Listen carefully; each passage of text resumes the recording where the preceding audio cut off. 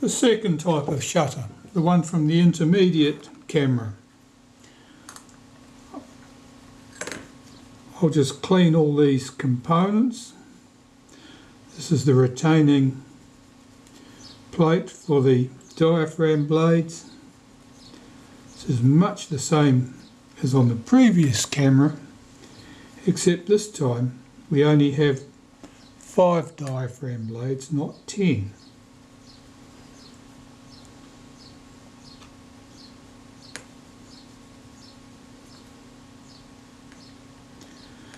This is the side that faces the shutter blades, and you can see this big mark here.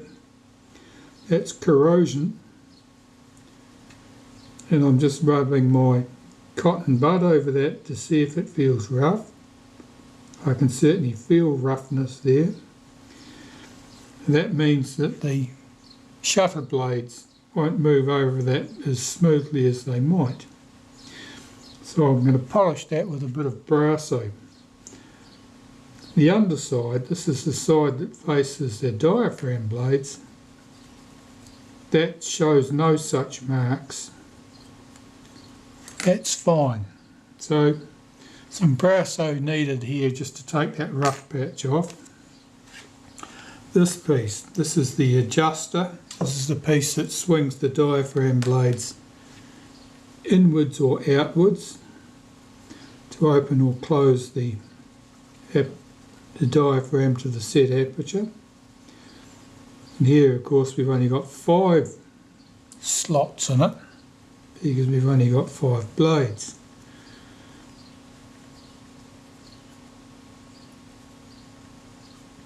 There's a few marks on this plate. None of them are particularly serious. It's not as much of an issue for a diaphragm. You do not require that the blades move quickly. They've only got to be able to move smoothly without any undue stress. So that means that tiny patches of roughness there are of no consequence at all. There's a lot of blackness coming off on this. That suggests that there's a bit of grease on that edge. I'd like to get that off. We don't want it transferring to the blades.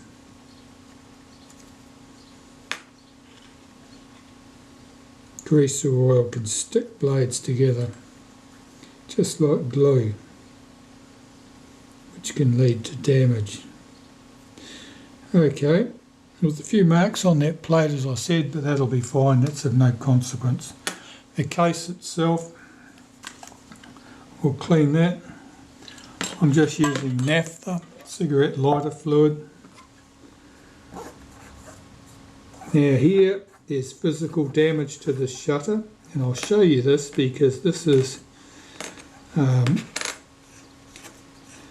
something that can be very frustrating to deal with. First I'll get this all clean, inside and out, to remove all traces of old grease and dirt and dust. Okay, I'll zoom you in.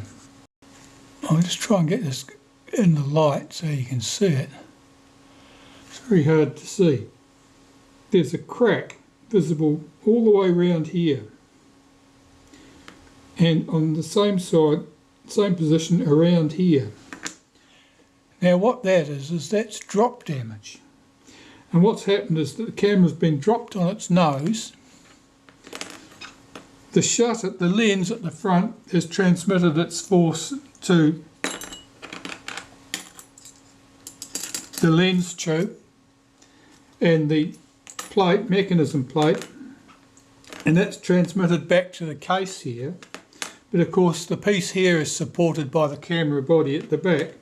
This is pushed down, and as a result it's cracked right the way around that perimeter there and right the way around there, all around the outside of this piece here, because this has been pushed back into the camera. Now that's a problem that you can always find on cameras, rigid fronted cameras. You don't get it with folders, of course, because if you drop them on their nose you end up breaking the struts. But a rigid camera, this is the sort of fault you would find. And what will happen quite frequently is that because the shutter's been compressed, because the case has been pushed back over the centre there, in this case the diaphragm would probably be quite stiff to move, because the moving plate here would be getting pushed up in the centre against the back of the mechanism plate. And so the diaphragm could quite likely be very stiff, which can be a puzzle after you've cleaned the blades and you think that everything should move smoothly. And the other thing that can happen is, depending on the amount of damage, you'll find that the shutter blades, which will be on the back of our mechanism plate here, they can be very stiff because they're just clamped down too hard on that plate. You've got this plate pushing up and the mechanism plate pushing down, and your shutter blades could be trapped in the middle and be quite stiff. What can you do about that?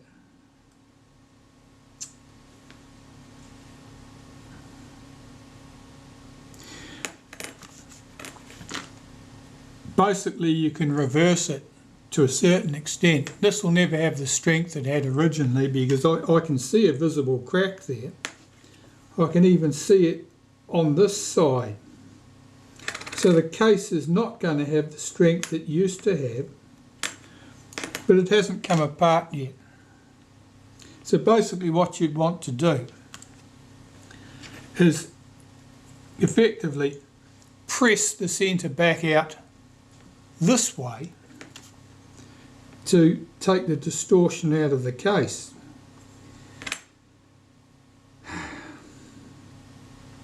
This comes down to desperate measures really, because this is not a thing anyone should need to be doing. The other problem with this, which is fairly invisible at this stage, is that the mount here may be parallel with the film plane, but our lens tube, which will carry our front group, may be sitting at an angle, because the mechanism plate is probably not sitting, or is very likely not sitting square with the mount anymore. This is sort of unforeseen problems really. I wasn't expecting to discover this. So I'll find another case. I'll see if I can get this to demonstrate its faults. I can see it by the play of light, but you may not be able to. This surface should be completely flat across here and across here, but because it's damaged, it slopes up to here and back down to that way. So this surface is not dead flat anymore. Yeah, I think you can see it by the play of light. This should be a flat surface. There should be continuous reflections across there. You can see how the light is broken between this point and this point. That's because they're pointing in different directions, and so they're reflecting the light differently. But yes, this line here should be continuous. There should be no difference in shading from that point to that point. So it's definitely damaged. I'm going to see, this is a later shutter. It may be the same as on a Retina 3C camera, and I may have a case that will match that. I wouldn't have had a case to match the earlier camera. Well, I found a 3C shutter case that possibly could work. It's not identical. I would have to mill it out here, counterbore around that hole there. The flash contact is short on a 3C, so I'd have to solder something to that. And this hole in the case here is larger for the Retinette than it is for the 3C, and I'd have to bore that out. I would probably want to remove this detent for the self-timer setting, but apart from that it looks like it would possibly work. So there's a bit of work involved in that, and of course it means losing that case. So what I've done here is I have basically knocked this back into shape, and I did that by setting this up on here so it was supported around the outside edge, and using a circular drift here in the middle and hitting this with a hammer until such stage as this surface was now sitting flat, and I haven't got that hump, that split there, split level there, where it came up to a peak. Now it's sitting flat again. So I'm hopeful that that will work quite well, and certainly we will find out as I clean and reassemble the shutter. There's every likelihood that this will work correctly. It's not ideal, but sometimes you have to work with things that are less than ideal when it's been a very long time since parts were manufactured. That would be heroic measures. Replacing the case on a shutter is fairly heroic measures by anyone's measure, really. So anyway, I'll clean these parts up and we'll reassemble the shutter and see that it behaves once I'm done. We should know fairly early either the diaphragm blades will be unusually stiff, or the shutter blades may be unusually stiff in their action, in which case this is not going to work, but we'll find out. Okay, so that's that part, that's our case. We have our two plates here. This I've got to clean with a bit of Brasso, so I'll do that immediately. This is the metal polish I'm going to use. So I normally just tip a little bit out into a plastic cap.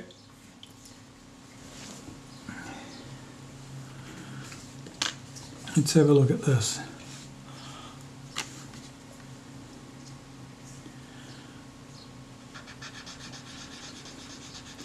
And I can feel the roughness there, and as I polish it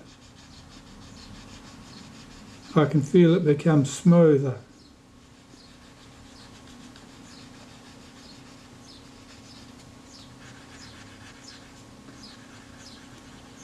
There's a little patch just there too.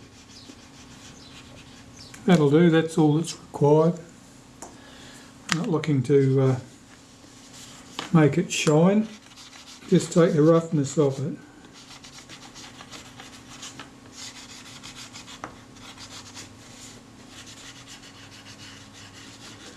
And you can see we're through the black finish, but that's not going to cause a problem. The main thing is that the surface is now smooth, and being smooth it means that the shutter blades will move over it freely.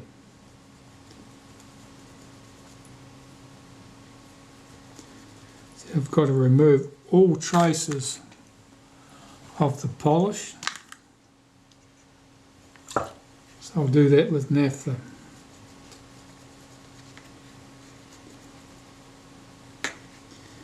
Don't want to be leaving abrasives inside the shutter.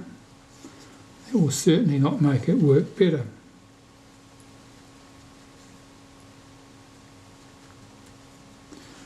Okay, that should be good. Right, so I've got to clean my diaphragm blades.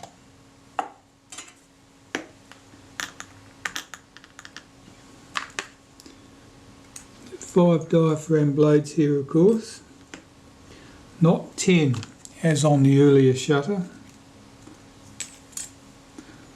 So they're a slightly different shape but work in exactly the same way.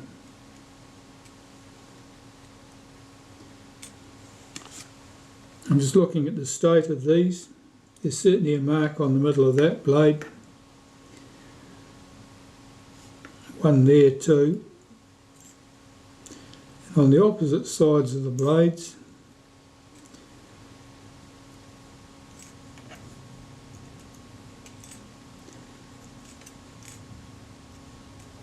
there's quite a pronounced mark across here and here. And there's looked like a little dent or something in the blade at that point. That may be down to the damage that's been caused to the case, and it may be an indication that the diaphragm blades weren't moving smoothly before, or may not in fact work smoothly in the future, but we'll find out. I'll just clean these blades. Okay, some Naphtha and clean these blades. Be very careful cleaning these blades. It's easy to catch your Q-tip or cotton bud on the blade and buckle it up. And if you do that,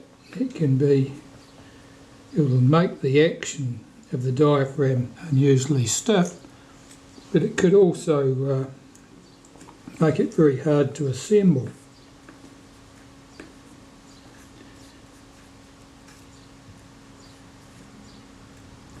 These blades aren't particularly oily. We'll hope for the best with this one.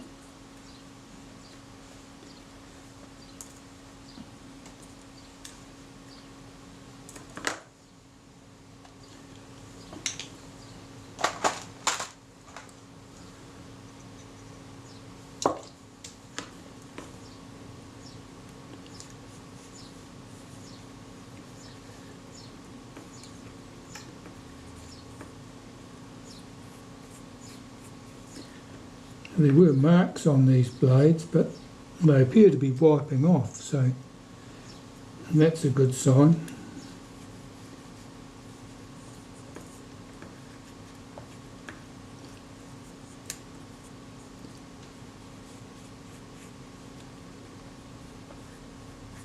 Here I'm just using the tail of my tweezers to stop that blade moving around while I'm cleaning it. Be cautious about the amount of pressure you apply to the blades when you're doing things like that. This is the blade with a tiny little dent in that top corner, which I suspect is related to the damage to the shutter case. I'll see how this goes anyway. So, where's my assembly jig? Right, so the retainer plate goes on here. That little rivet sticks upwards. We've got 5 blades, and they're just popped in there, one over the top of the other, until you get round to blade number 4.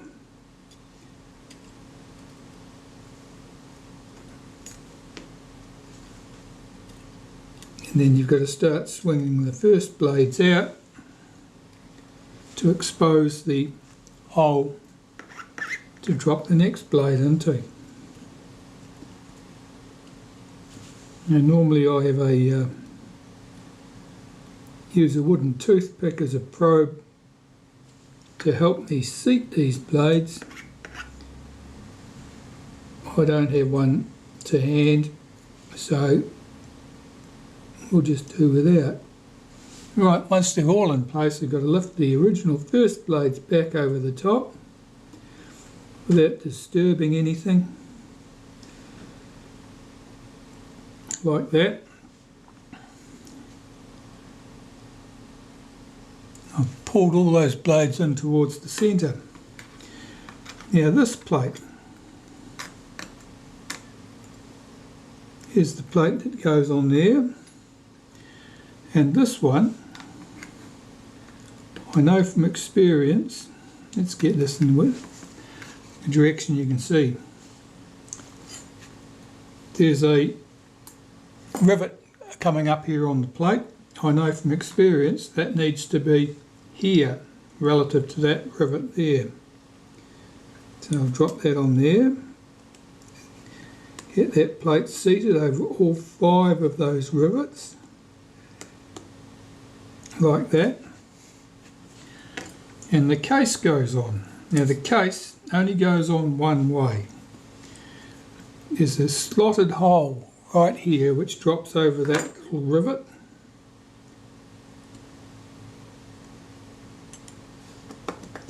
Just give that a wriggle to seat it.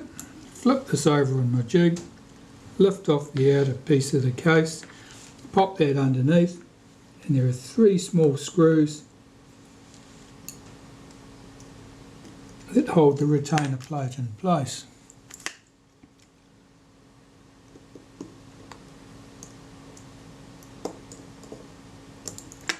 Just run those down lightly.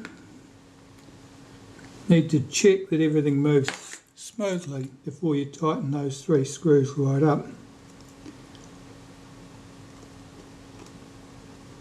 Got the attack of the magnetised screwdriver here, so it's tending to help jump those things out of the way before I have a chance to screw them down.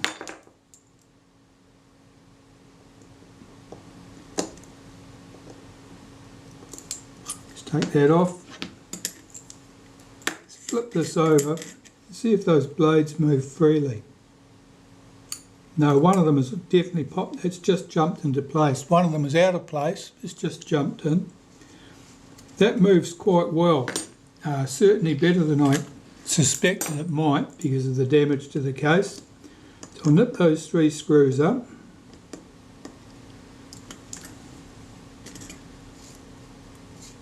That's our diaphragm. That's all good. We can turn our attention to the mechanism plate next, which is this piece. And this will need to be cleaned, again with naphtha, to remove all traces of old grease and oil or dust and dirt. Anything that's settled in here since the shutter was last serviced, which could have been some time.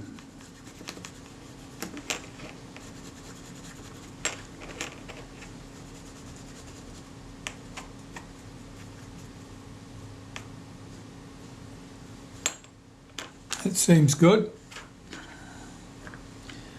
Here's the lens tube.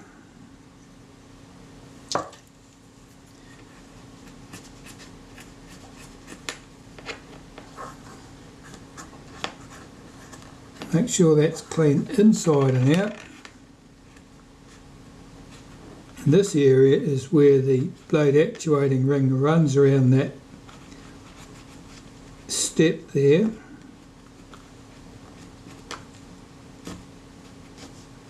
So I'm just making sure I've got rid of the old grease. You don't want there to be any trapped dust or grit in there. That looks good. And the blade actuating ring is this piece, and that swings backwards and forwards to open and close the shutter blades. There's not much grease on here, which means it was probably lubricated with graphite or graphite powder previously. That's okay.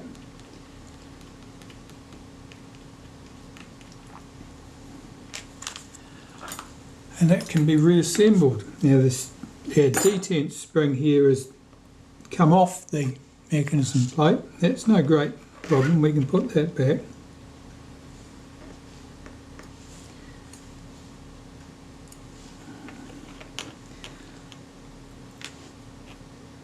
That goes on here, on that stud.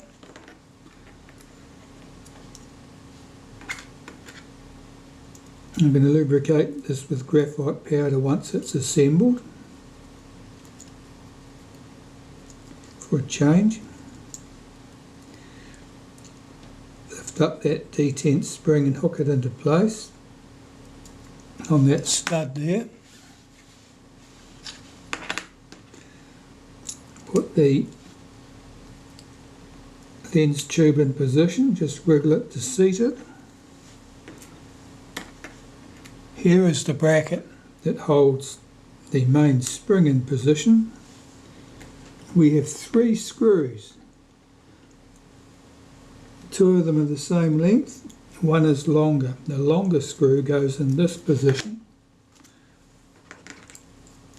Don't mix them up.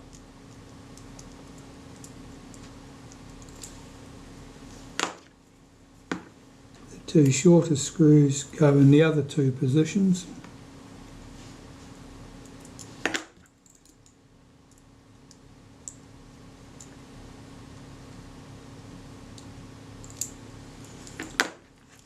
Check that the blade actuating ring moves freely.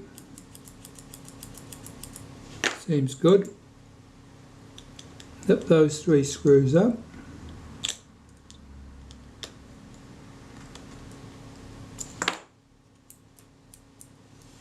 Alright, and that I'll lubricate with a bit of graphite powder. I'll lubricate this with a bit of graphite powder.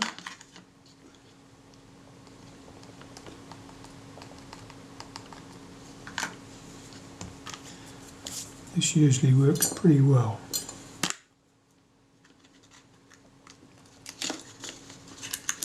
Just work that backwards and forwards.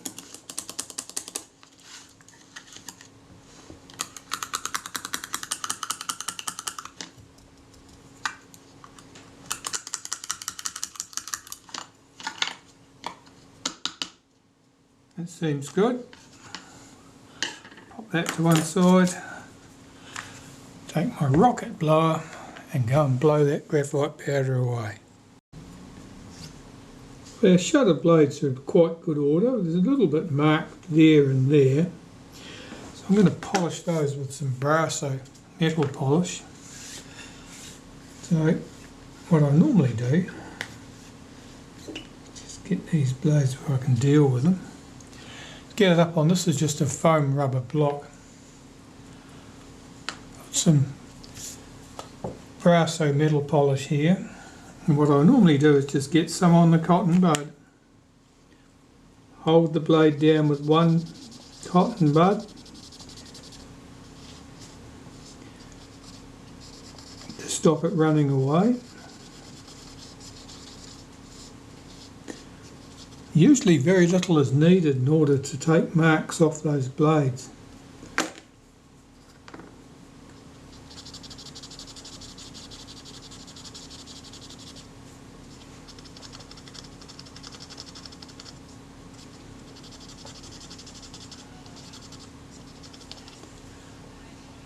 Just like that. And I'll do those one by one until I've got them all done. And once they're all done, I'll take another cotton bud with naphtha and I'll clean all of that polish away.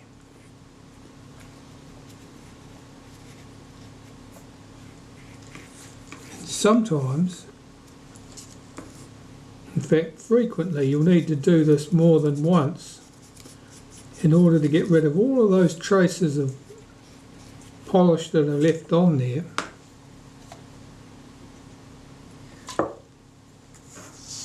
Sneaking out of the picture, I am. Sorry about that.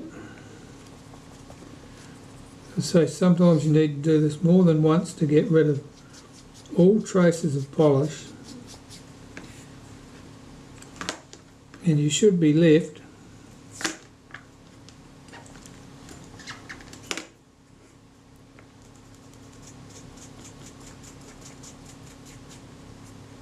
with nice clean blades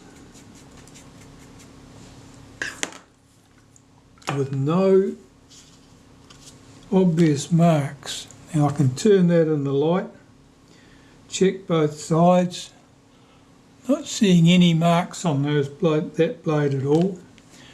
And I want to do the same with the other 4 blades, and then that shutter can be, we can put the shutter blades back onto the mechanism plate and then put the case over it. Back shortly. Okay, so I've got my blades all clean. Let's have a look at this mechanism plate. First thing we need to do is put this in the blades closed position, blades open position, which means moving our blade actuating ring anti-clockwise until this is against the post. Flip that upside down. Our first blade goes here. Next to that hole there, that's where the cocking shaft comes through.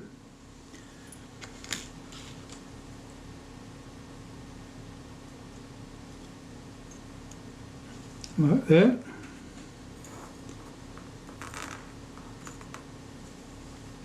Now all of these blades are the same shape.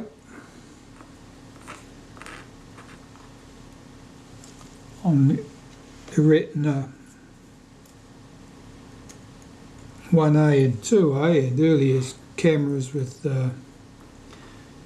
Compurs and Compur rapid shutters, they had one blade that was the first blade.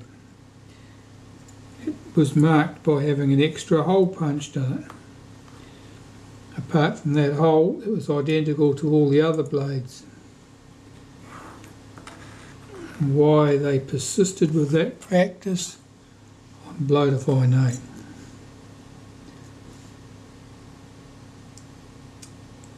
Right, that's all our blades in position. We can take our case. The case only goes on in one direction. You can see this tube coming up through the case, comes up through this position. This slot in the back here lines up with this big slot in the side here. Let's get this case in position. Drops over like that. And there are 3 countersunk head screws that hold that all in place.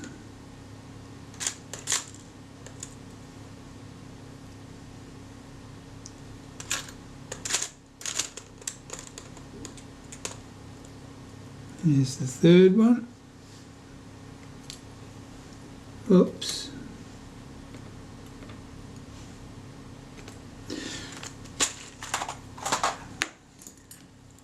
And soon we'll have the moment of truth when we discover whether the shutter blades swing smoothly.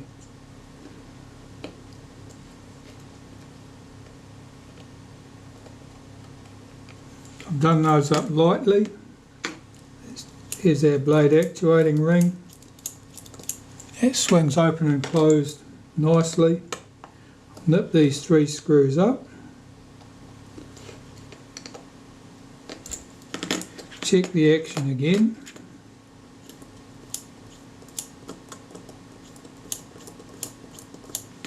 This little tag over here, if that swings in, that'll block the action of the blade actuating ring. That's pulled back by the self-timer. When the self-timer's in its normally idle position, it's pulling that thing back out of the way. When you set the self-timer, this swings in and blocks the action until such time as the self-timer pulls this little latch back out of the way. That all looks very good to me. I think we'll consider that thumping and banging to straighten the case up a success, and I can move to reassembling the rest of the shutter.